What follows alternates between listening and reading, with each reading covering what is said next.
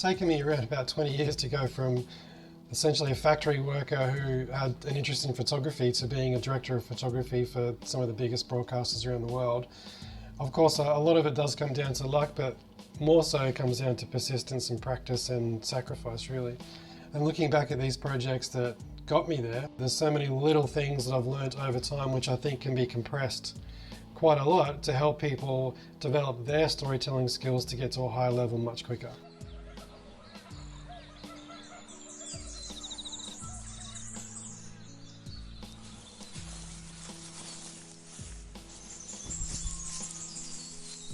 When I first started out, the method that I used to develop my storytelling skills is probably very different to a lot of other people's.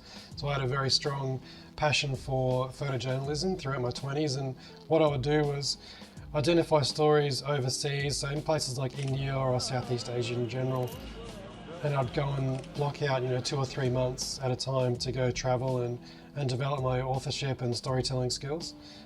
Generally in film, the 35mm and 120mm film. Of course, it's a very roundabout way to learn something. You could do it definitely at home, but it ticked my boxes. I love traveling and history and culture and things. And I was able to concentrate all my time for a few months at a time overseas and develop my skills.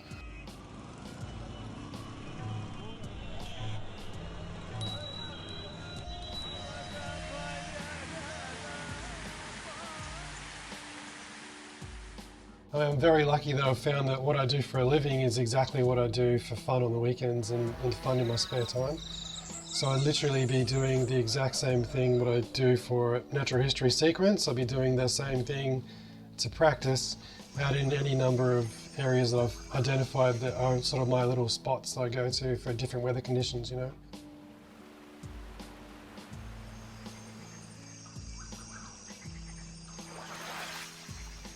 I'm definitely someone that doesn't have the same amount of talent that a lot of people do, but I know that I do have that work ethic, and I do have that willingness to practice and put in the hours to eventually get me to that goal. When I look over all the stories that I used to shoot on film before going into motion pictures and digital, it does give me that kind of sense of freedom and that kind of sense of exploration again, which I think I really want to get back to.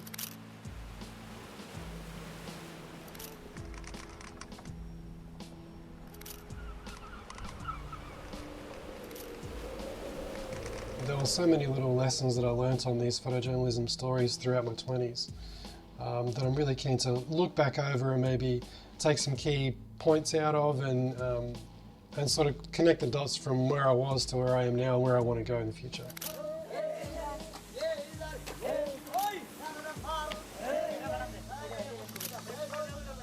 I think a lot of these key points that I've learnt over the years can be applied to a lot of different areas. I mean, I love traveling and I love different cultures and I love history and things like that. The same principles can be applied to anything, and you don't have to go traveling and spend months overseas to develop your storytelling skills. They can just be found locally on local projects, which I think is really important.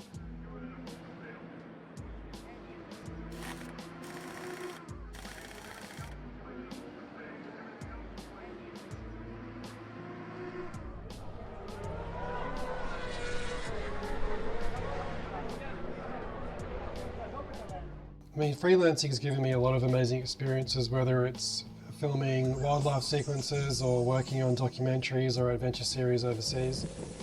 Photography and visual storytelling is a skill that I've been working on for a long time. I've always felt like I look at the camera as just a tool that I use to go and experience things, especially things like this. The Rolleiflex has just been such a fantastic camera, just enjoyable to use, very tactile. So to find tools like this enabling me to go and experience things and enjoy it in many ways. So I'm enjoying using the tool itself as well as enjoying developing my authorship and enjoying the experience with the people that I'm photographing or the place I'm photographing. So I feel like if you can develop that storytelling skill even further, then you'll be able to enjoy the experience even more.